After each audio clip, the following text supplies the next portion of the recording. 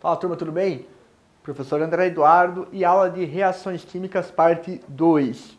Se você chegou nesse vídeo agora, eu recomendo fortemente que você pause ele, procure a primeira aula de reações químicas 1 e assista lá primeiro. Por quê? Eu trago muito conceito que é fundamental vocês terem vistos, pelo menos, para vocês entenderem essa segunda aula. Beleza? Bom, nessa aula aqui nós iremos ver reações dos óxidos, reações de neutralização, reações dos sais, reações dos metais e ametais e, por fim, reações de decomposição. Reações dos óxidos. Pessoal, como o próprio nome já diz, nós vamos ter um óxido reagindo com alguma coisa. Nesse primeiro momento, nós temos um óxido ácido reagindo com água. Como consequência dessa reação, nós temos a formação de um ácido. Vamos ver ali, ó, o óxido ácido ali, N2O5 reagindo com água, formando o ácido nítrico, pessoal. Então, anotem isso. Toda reação de óxido ácido com água vai produzir como produto, uma redundância, vai produzir um ácido. Beleza? O segundo exemplo é quando nós temos um óxido básico reagindo com água, pessoal. O óxido básico, junto com água, vai produzir uma base. No caso ali, ó, o óxido de sódio reagindo com água, produzindo hidróxido de sódio. Óxido ácido mais uma base vai produzir, necessariamente, uma sal e água. É quase como se fosse uma reação de neutralização, onde nós temos tanto ácido com base reagindo entre si para formar sal e água. Nesse exemplo aqui, nós temos então ali, ó, o exemplo do N2O5 reagindo com hidróxido de zinco, produzindo ali nitrato de zinco e água. Além disso, um óxido básico mais um ácido necessariamente também forma sal e água. Olha aqui, óxido de sódio reagindo com ácido clorídrico, produzindo cloreto de sódio e água.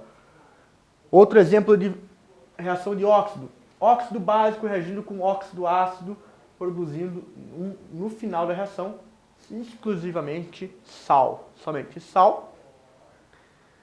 E óxido anfótero mais um óxido ácido, produzindo sal e água. Exemplo ali, ó, óxido de zinco reagindo com zinco 1, no caso, né? Zinco 2, desculpa, óxido de zinco 2, produzindo, reagindo com ácido clorídrico, produzindo cloreto de zinco e água. E óxido anfótero reagindo com base, na qual também vai gerar sal e água. Importante vocês saberem de reações de óxido, que os produtos, em sua grande maioria, vão estar gerando sempre, de acordo com as reagentes, ou um ácido ou uma base, e tirando esses dois casos de óxido básico e óxido ácido, a maioria dos seus produtos vão ser sal e água. Tirando quando você reage apenas um óxido básico com óxido ácido, vai produzir apenas sal. Óxido, sempre lembre-se, elemento binário, na qual o oxigênio é o elemento mais eletronegativo do composto. Beleza? Reações de neutralização. Essas reações a gente já conversou um pouco a respeito delas. A gente viu que são reações características da interação de um ácido com uma base, na qual o ácido ele vai fornecer o seu ânion e a base vai fornecer o seu cátion para a formação de um sal. Como produto de uma reação de neutralização entre uma base e um ácido, sempre, pessoal, sal e água. É fundamental, é imprescindível saber disso. Podemos ter casos de neutralizações parciais. O que é uma neutralização parcial? É quando você meio que já pré-determina a quantidade de ácido e base, porque você quer que seu produto seja um sal ácido ou um sal básico. Olha o exemplo aqui de uma neutralização parcial com ácido, na qual você está reagindo ácido sulfúrico com hidróxido de sódio, numa quantidade que vai formar sulfato de sódio ácido, pessoal. No caso ali, o hidrogenossal, que a gente acaba chamando quando nós temos um sal ácido. Então, NaHSO4 é um produto de uma reação de neutralização parcial. Então a formação de água continua, a formação de água continua. Pode ver que nós temos um hidrogênio reagindo com a hidroxila para formar água, porém essa neutralização ela é controlada porque você na hora, no momento do experimento, você ajusta a quantidade de reagente produto. Uma neutralização parcial de base você faz de tal maneira que como produto você vai gerar hidroxissal, que é nada mais nada menos do que um sal básico. No caso ali, nós temos ali o cálcio com a hidroxila e o cloro, resultado de uma reação de neutralização parcial entre ácido clorídrico e hidróxido de cálcio. Beleza? Visto essa parte de reações de neutralização, que reações de sais que são importantes vocês terem em mente e deixar anotado no caderno? Essas reações, primeiramente, só acontecem se um dos produtos for menos solúvel do que os reagentes, mais fraco, menos ionizado ou se for mais volátil. Entenda que reação de sal, ela vai acontecer, os produtos vão ser formados se o produto ele tiver a incapacidade de continuar participando da reação. Quando você fala que um produto necessariamente ele precisa ser menos solúvel que o reagente, ele vai precipitar. O resultado da reação gera um produto que precipita, então ele não vai interagir mais com aquele meio. Mais fraco, característica também menos ionizado, que vai afetar a sua solubilidade naquele determinado solvente. E volátil, ele vai acabar saindo do meio reacional por meio da sua temperatura de ebulição. Ele acaba passando para o estado gasoso e acaba saindo do meio reacional por esse meio. Então, olha, se você tem um ácido 1 um sal 1 com ácido 1, vai produzir um segundo sal e um segundo ácido. Uma reação ali de dupla troca, na qual nós temos ali, ó, cloreto de sódio reagindo com ácido sulfúrico. Por que essa reação acaba acontecendo? Porque, olha, ela produz o sulfato de sódio, porém o ácido clorídrico que é produzido, ele é volátil, então ele sai do ambiente reacional, pessoal. Então, o que acaba permitindo que ocorra a reação. Temos ali nitrato de sódio com ácido sulfúrico, na qual você acaba gerando o sulfato de sódio e o ácido nítrico, que é um ácido bem mais fraco do que o ácido sulfúrico. Então, possibilitando também que ocorra a reação. Quando você tem lá um sal com uma base 1, que vai produzir um segundo sal e uma outra base. Olha ali, ó, temos ali o cloreto de ferro, 3, reagindo com o hidróxido de sódio, produzindo hidróxido de ferro e cloreto de sódio. O cloreto de ferro, por si só, a gente já viu que é uma base insolúvel. Então, o que acontece? Ela precipita. Do jeito que ela é formada, ela decanta no ambiente. Como ela não é mais solúvel, ela não consegue mais continuar na reação. Quando nós temos outro exemplo, um sal reagindo com outro sal, formando outros dois sais completamente distintos. Reações de dupla troca também. Cloreto de sódio reagindo com nitrato de prata, formando nitrato de sódio e cloreto de prata, que por sua vez também é insolúvel. Então toda vez que você tiver uma reação envolvendo sais, sempre leve em consideração que o produto o produto gerado, ele deve ser menos reativo, deve sair do ambiente reacional de alguma forma, seja precipitando, seja por volátil, seja ser um produto muito estável. Então, ele deve, de alguma maneira, sair do ambiente racional ou não mais afetar, não interagir mais com aquele ambiente. Beleza? Por fim, reações dos metais e ametais. Elas são reações que envolvem essas duas grandes classes de átomos e elementos que estão dispostos na tabela periódica. É muito importante que vocês entendam que a condição de ocorrência de uma reação de simples troca é que o mais reativo ele entra no lugar do átomo menos reativo. No caso de metais, inclusive, pessoal, Quanto mais reativo é um metal, menos nobre ele é. Quanto menos reativo, inversamente conversando, menos reativo o metal, mais nobre ele é. Aqui já é uma tabela de reatividade que vai deixar mais claro esse ponto. Então olha aqui, nós temos aqui uma reatividade, uma equação AB mais C, formando CBA. Reação de simples troca que nós já vimos na última aula. O que acontece? Para C entrar no lugar de A, além do fato de que ambos devem ser metais, C deve ser mais reativo do que A, para que forçar com que essa reação ocorra, com que essa troca ocorra. Quando nós vemos aqui, ó, AB mais C, na qual C ele entra no lugar de B, C, às vezes B ou C tem que ser um metal. Se C for metal, B tem que ser metal. Se C for a metal, B também tem que ser a metal. A reatividade de C deve ser maior do que B para ele conseguir entrar no lugar de B. Então isso é muito importante que vocês tenham em mente. Para que ocorra uma reação de simples troca entre metais ou entre metais, o elemento simples deve ser mais reativo. Anota bem grande isso no caderno. Beleza? Vamos ver aqui, ó, exemplos. Na realidade, mais do que exemplos, vamos conversar aqui sobre reatividade.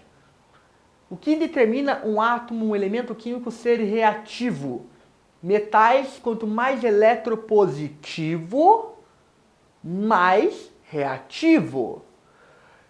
A metais, quanto mais eletronegativo, mais reativo. É basicamente a eletropositividade e a eletronegatividade. Em metais, eletropositividade. Em ametais ou não metais, eletronegatividade. Olha essa tabela aqui. Nesse primeiro momento, eu trago para vocês uma tabela de reatividade dos metais, na qual nós vimos que o césio ele é o metal mais reativo, depois rubídio, potássio, sódio, bário, lítio. Daí depois, estrôncio, cálcio, magnésio, alumínio, manganês, zinco, ferro, cobalto, níquel, estanho, chumbo, hidrogênio. Mas hidrogênio não é metal, professor. Eu sei, hidrogênio não é um metal. Mas aqui na tabela de reatividade, hidrogênio sempre vai ser um parâmetro de comparação. Ele também está presente aqui, ó, nos ametais. Hidrogênio, daí depois temos, ó, cobre, mercúrio, prata, platina e ouro. Lembra que eu comentei com vocês? Quanto menos reativo um metal é, mais nobre ele é considerado.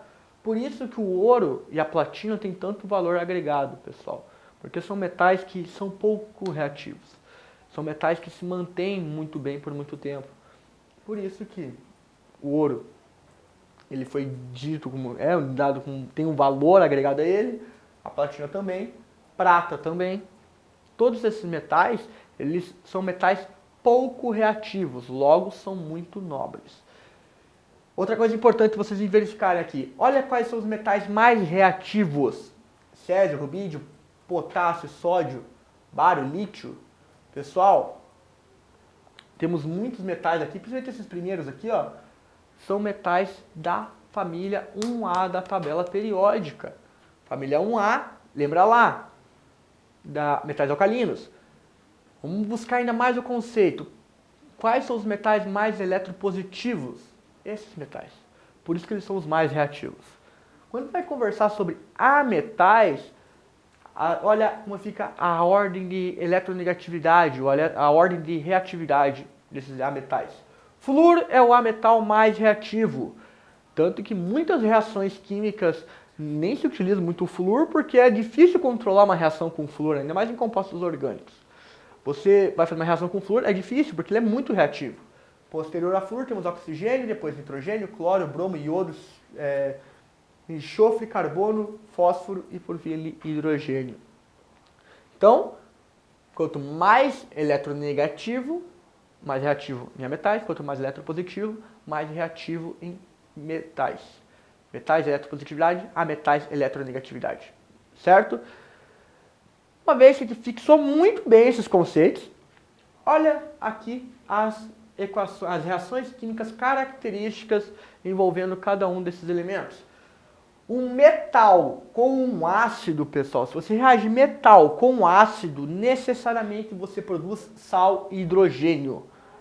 Exemplo de metal com ácido, Você reage sódio metálico com ácido clorídrico. Acaba produzindo, então, cloreto de sódio e hidrogênio.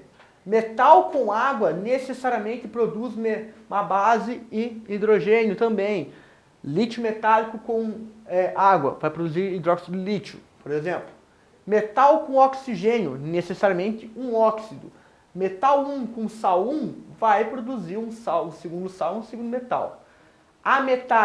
A metal com oxigênio vai produzir necessariamente, na sua grande maioria, um óxido, com exceção do flúor, que o flúor, no caso daí, não formaria óxido. Reação de ametal com hidrogênio vai formar um ácido, um hidrácido, provavelmente. Então, é muito claro, ametal com oxigênio óxido, ametal com hidrogênio ácido. Em reações de decomposição, nós vamos ter basicamente aqui reações que vão formar, se decompor, pessoal. Opa!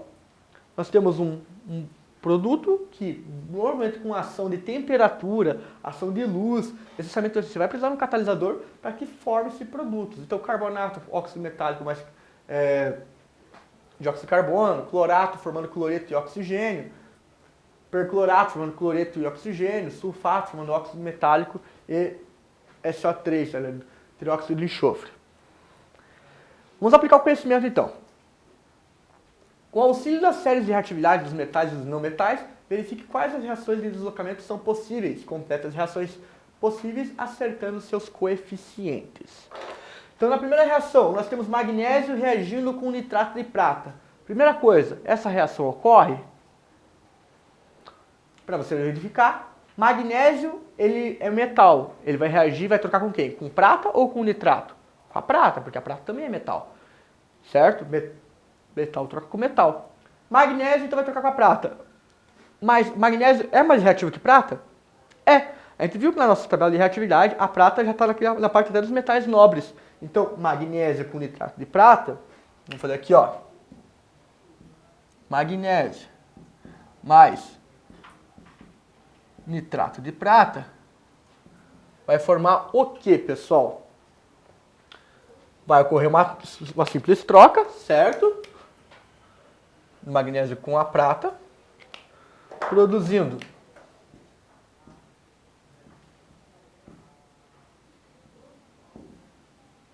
aqui 2, né?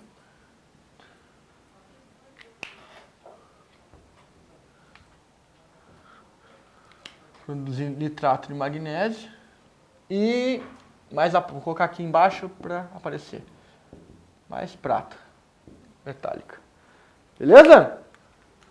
Na reação de baixo, você tem cobre reagindo com ácido clorídrico. Cobre com ácido clorídrico. O cobre vai trocar com quem? Com o hidrogênio, porque não vai trocar com a metal. Cobre, ele é mais reativo do que o hidrogênio? Não, não é. Logo, essa reação acontece? Não, a reação B não acontece. C, nós temos enxofre reagindo com cloreto de sódio.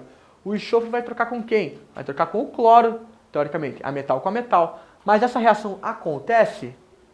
Não. Por quê? Porque o enxofre não é mais reativo que o cloro. O cloro é mais eletronegativo, logo é mais reativo. Por fim, nós temos ali, ó, cloro reagindo com iodeto de sódio.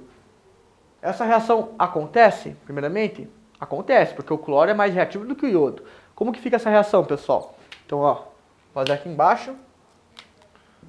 Cloro mais iodeto de sódio, produzindo o quê? Ocorre a troca, logo então nós temos